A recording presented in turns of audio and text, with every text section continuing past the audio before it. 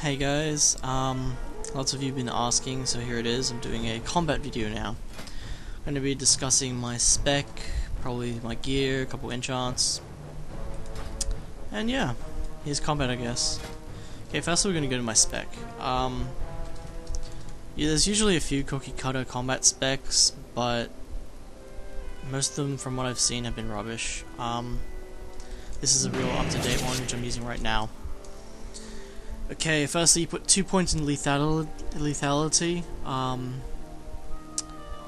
yeah, 3 points into coup de grace for increased damage on your eviscerate, 2 points into quickening, basic movement speed and healing, and then you go into subtlety and you got the finishes, again, 25 energy every time you use a 5-pointer. Okay, we got Imp Recoup here, we got Imp Sinister Strike. This reduces the energy cost and increases damage dealt by it. We got the Breaking Snares with improved sprint. We got Kick for blanket silences. That's a 3-second blanket silence, guys. And then we got increased Sinister Strike damage here and eviscerate damage as well. This is Revealing Strike, most important ability for a combat rogue by far. Well, you can see it here on my bars is number 4. Instantly strike an enemy, causing 125% normal weapon damage, costs 40 energy, melee range, requires melee weapon. Now, this increases the your next offensive ability that uses combo points, meaning a finisher. It increases it by 45% for 15 seconds.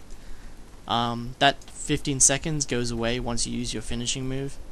So basically, if I were to eviscerate someone and I have Revealing Strike up on the enemy, it will do 45% more damage.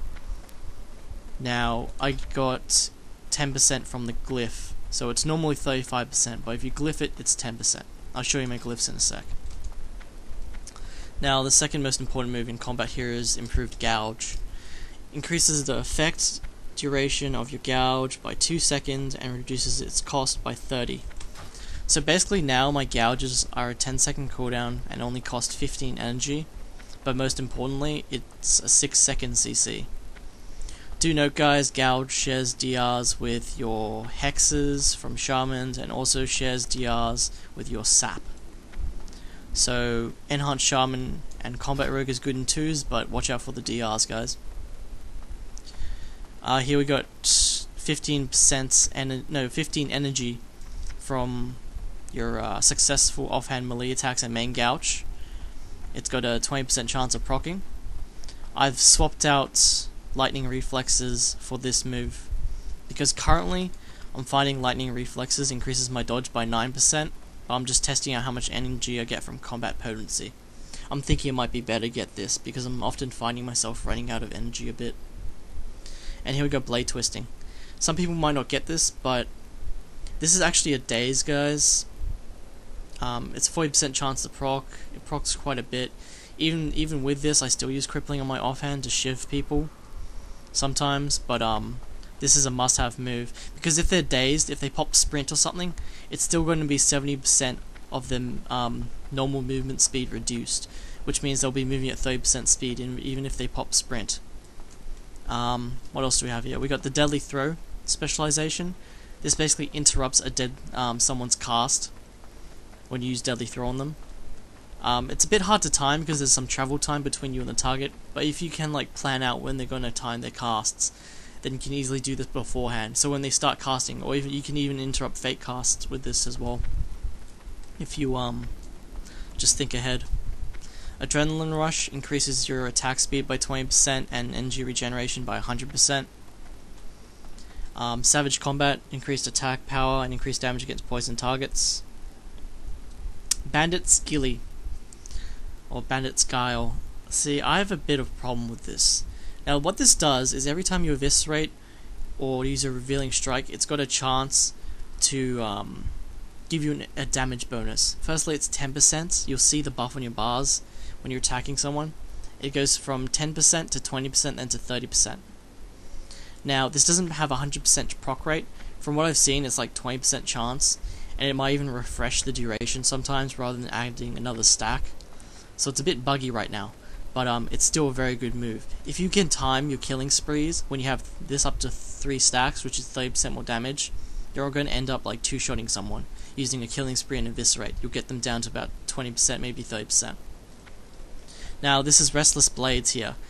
Every time you use a combo point ability, like a finisher like eviscerate, every combo point reduces the cooldown on your killing spree, adrenaline rush, redirect, and sprint by 2 seconds. Now, seeing as sprint breaks CCs in this spec, and seeing as how it's only a 1 minute cooldown, this helps out a lot for your sprint. And of course, the very last ability, killing spree. Basically, you're a juggernaut and you're gonna shadow dance. Sorry, not shadow dance, but you're basically a juggernaut from Dota. You're just going to like start dancing around people. Actually, it's pretty much like shadow step, because you teleport behind them and hit them every couple of seconds. This lasts for 1.5 seconds, I'm pretty sure, and it hits the target 5 times. Increases the melee damage you do as well. Used to be able to use Fan of Knives while doing it, but they've changed it now so you can't. Do note, if a mage blinks, most of the time it won't teleport you to the mage after he blinks, so your killing spree will get bugged. And it's always good to stun or slow or silence the target while using killing spree, because it often bugs if they're moving too fast for you. Now look at my glyphs. I'm using the Sinister Strike glyph for increased combo points. That's a must-have.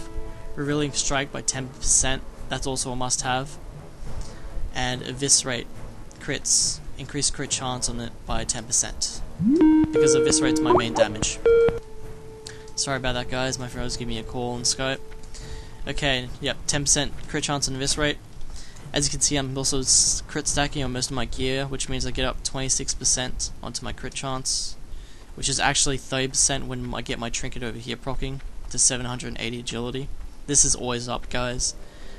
This is one of the best trinkets you can have as combat and as mutilate as well. I'll go to my gear in a sec. Now, here I got the blind glyph. This is very good in arena, and if you're PvPing in general. But usually in 1v1 engagements, you wouldn't use this. Or if you're going around ganking, you wouldn't use this. You'd go and get your Claws glyph right here. 40% less physical damage taken while Claws is up. This is a very nice glyph. If you don't want the blind glyph, I suggest you replace it with this. And then down the bottom is my Deadly Throw glyph. I tend to Deadly Throw quite a lot, because as combat you go increase Deadly Throw damage, thrown damage as well. So, yeah, 20% extra slowing effect, so it's effectively 70% slow on the target for 6 seconds every time. And considering you're going to be using it to interrupt spellcasters at range, it's also very effective. And the typical 3 in the center.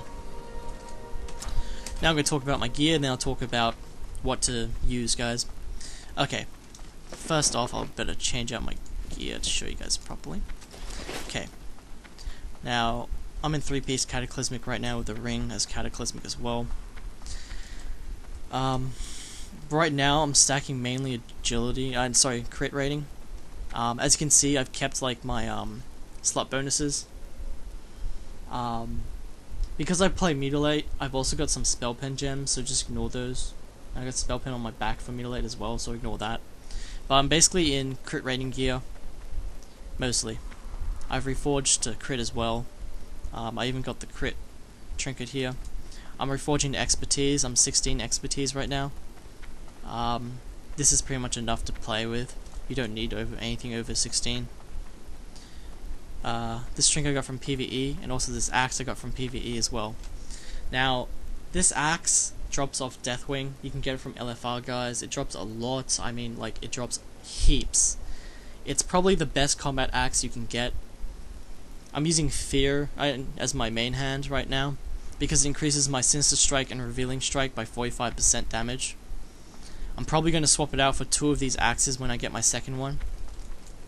And my thrown weapon's PvE. Now, if you look closely, this is a 2.0 speed thrown weapon, which means it's extra damage. It's maybe slower, but when your deadly throws hit, I can easily hit and crit for like 15Ks with my deadly throw with this thing on resilience targets.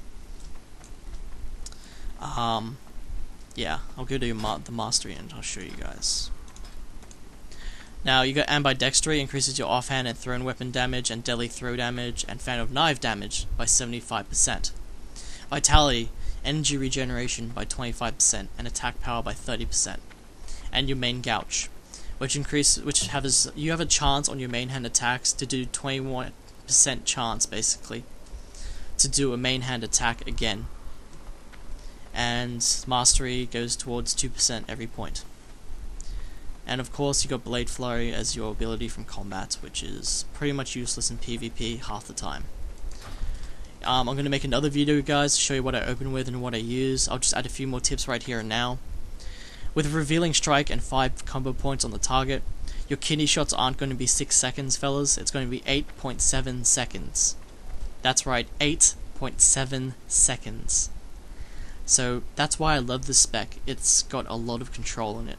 If you redirect this to a healer and Revealing Strike and then pop off a kidney shot, that's a 9-second stun. You can easily kill their DPS within that time. And especially in PvP when you got to do heaps of peels of the flag carrier and stuff.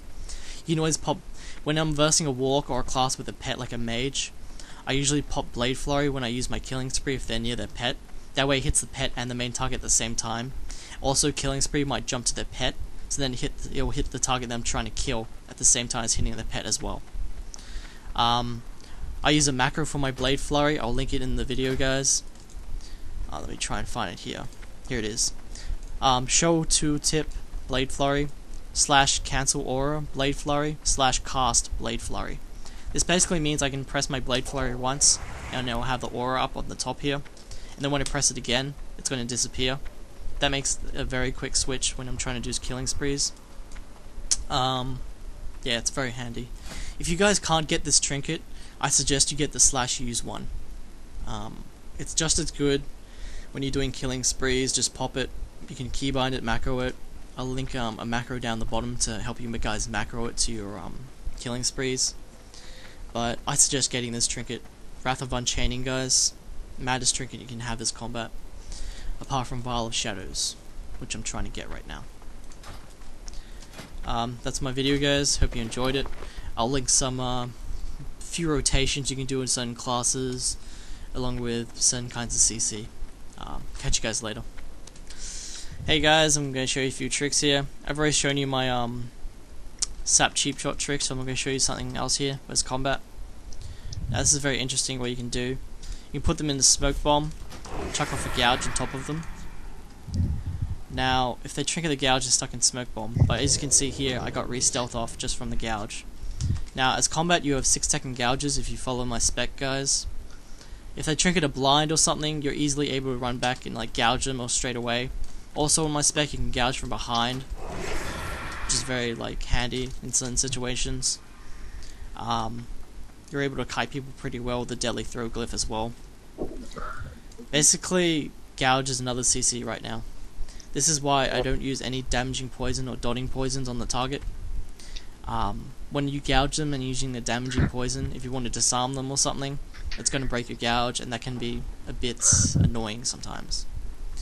Now, what I usually do is I try and open up with a cheap shot and just basically put them in a gouge right after that. If it's a healer or like a caster, I kick them after the cheap shot, then put them in the gouge just in case. And I'll show you guys the stun right here once the DRs are gone. Here.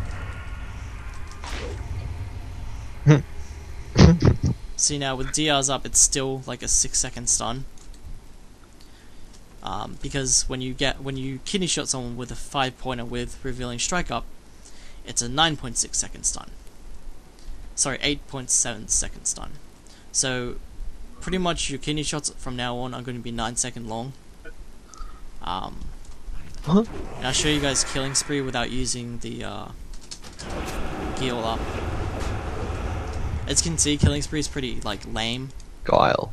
Yeah, because you don't have bandit's guile up.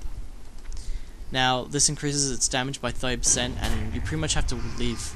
If you don't use killing spree when you have the guile up, it's pretty much called a blanket killing spree. It's called a blanket killing spree because you're using it either to get out of CC, or you're just using it on the target so they can't DPS you. I'll show you guys another thing. Over here, my duration of the killing spree gets reduced every time I use my combo point abilities. Every combo point you use on a finisher reduces the resets the cooldown by 2 seconds. Same thing with your sprint, redirect, and adrenaline rush. So using your damaging abilities, using up combo points as combat is a must. You always have to like keep your mind up on using them. And yeah, that's basically it, guys. I'll show you guys the stun right now, and then I'll leave it. Here we are. There. Look how long that stun is, guys. I mean, it's still not broken. And now. And now it breaks. And by the time it breaks, your DRs on Gouge are gone. So you can just do another 6-second Gouge. Anyway, guys, hope you liked the video. I'll show you some duels and me dueling a couple people on my channel later on. And maybe some arena, if I ever get around to it. Catch you guys later. Okay guys, a few more tips here. Sorry I'm making little small videos. It takes ages to upload these to YouTube. Okay, we're going to look at macros now. For arena and for PvP in general, I have my set focus target keybound to Control Z. Might be weird for some people, you might want to change it to something you're more comfortable with, but this just works for me. I've used it for so long, so I'm used to it. Over here we got my focus target kick macro. This is show 2-tip kick / cast target equals focus kick. I'm linking all my macros below in the description, guys. You can all see them there. What this does is it means you kick the target which you have in focus without changing your current target. So if you're targeting, say, this boar and there's someone behind you, you can just turn around and say, let's put it on the snake, shall we? And I'll target the boar. If you want to target the ball, see how I kick the snake, and I'm still targeting the ball? That's what this macro does. Also allows you to kick your focus target, so since you have him on focus target anyway, you can see when he's casting. What else do I have here, guys? Let's check this out. Oh, yep, here it is. This is the killing spree macro for, or killing spree plus trinket. Now, if you have your /use trinket down the bottom here, that will be /use 14. Because that's your 14th equipment slot. And then /cast killing spree. I'll link it down in the description again, guys. Over here I got focus target blind, and also your /say blind, so my teammate can see when I do it. I'll show you here. I don't have a target. As you can see, I usually like spam it when I want to blind someone. And there you go. You can see me seeing blind very clearly. This helps a lot in arena, helps with communication. If you're doing arena, guys, I suggest you get Skype. It's the best platform for talking to each other with, because it's IP to IP, so it lags the least and it's best sound quality.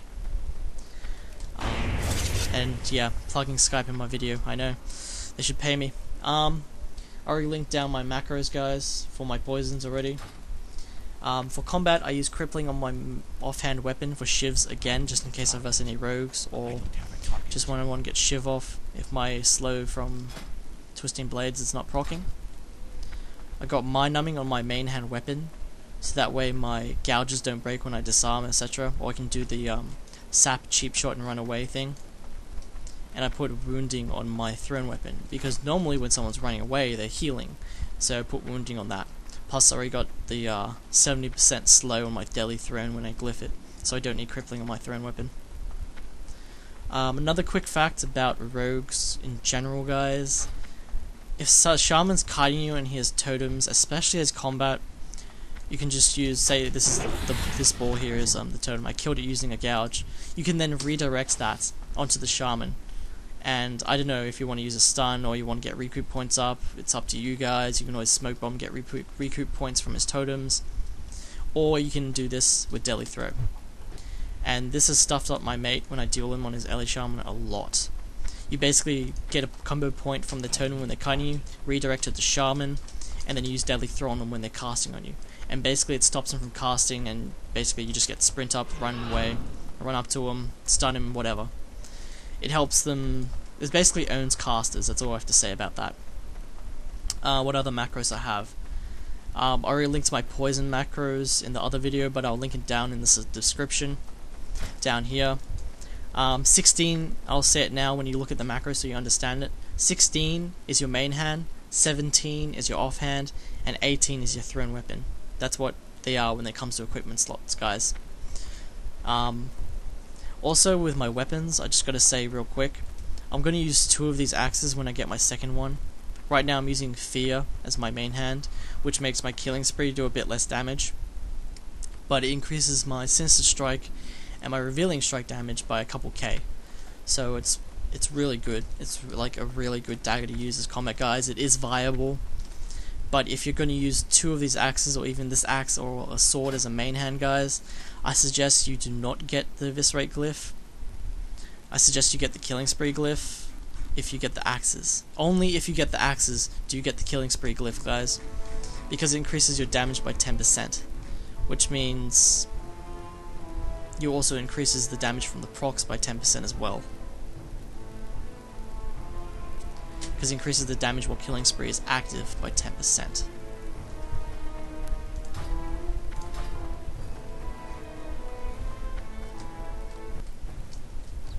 If you're doing 2v2 or 3v3, guys, it's always good to have a macro for your tricks of the trade. I'll link it in the description. I'll basically say it right now, if I can find it. Here it is. Show tooltip, tricks of the trade, /cast target, then you, after target, put your arena partner's name, and then tricks of the trade. And this basically means you don't have to change your target, you don't have to click on your teammate to be able to use this on them, you just press the button and it goes on them straight away. Do note, tricks of the trade lasts for 15 seconds until... It can last for 15 seconds before you hit the target, and then once you hit the target, it increases their damage by 15% for 6 seconds. So when you want to do burst, this helps a lot. 15% may not sound like much, but it helps quite a bit, guys. Every tiny bit helps. On top of that, you're going to want to have to keybind your shivs as combat. It may not sound like you need it, but you do. Also, I'm going to say here that evasion, when you pop it, no rogue can blind you. No matter what, if you're facing them, no rogue will be able to blind you while you have evasion up. Same thing goes for when you use it against another rogue.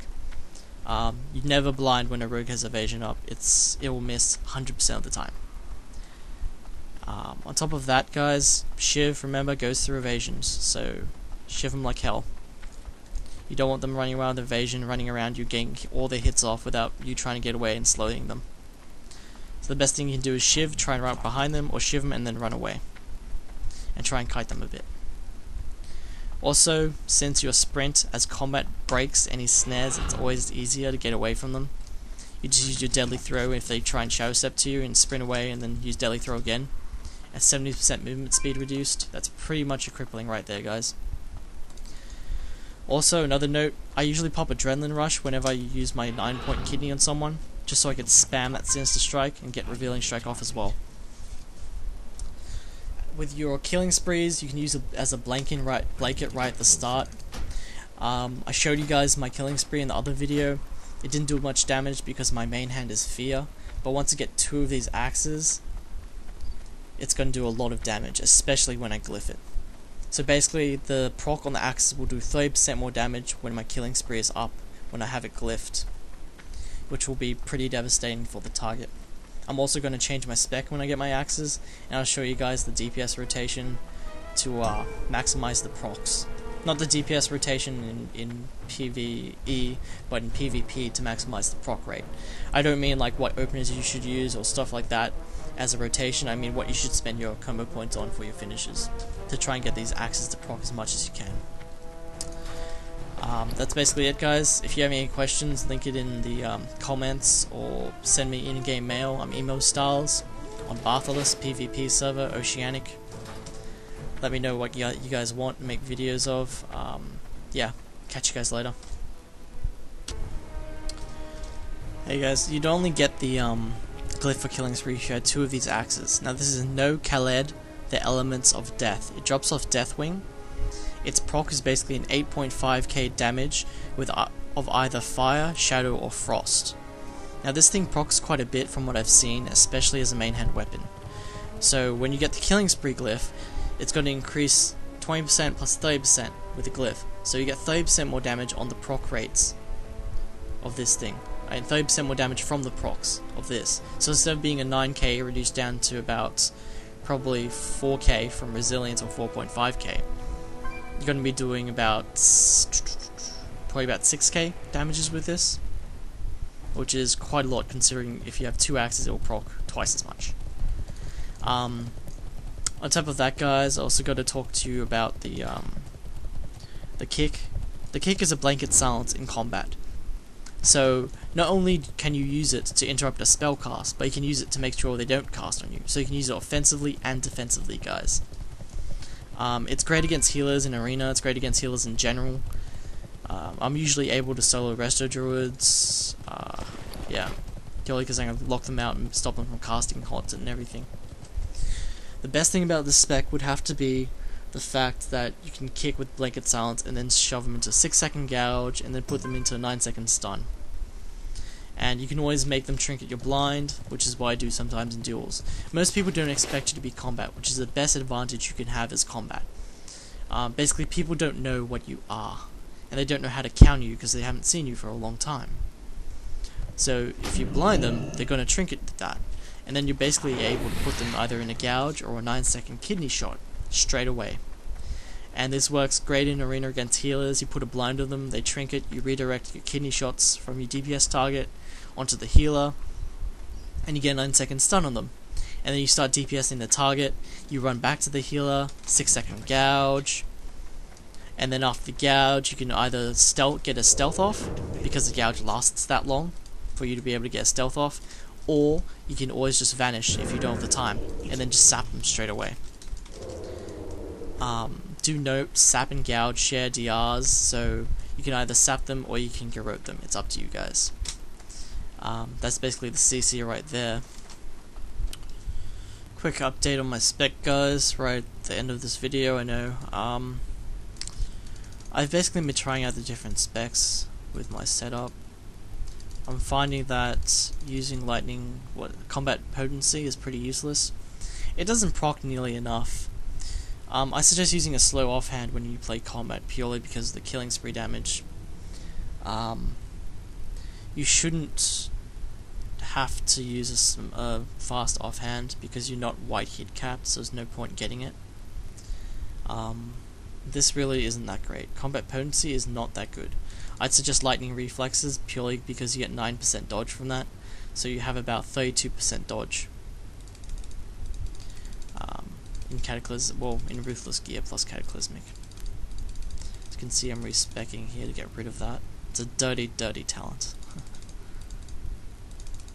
And there we go.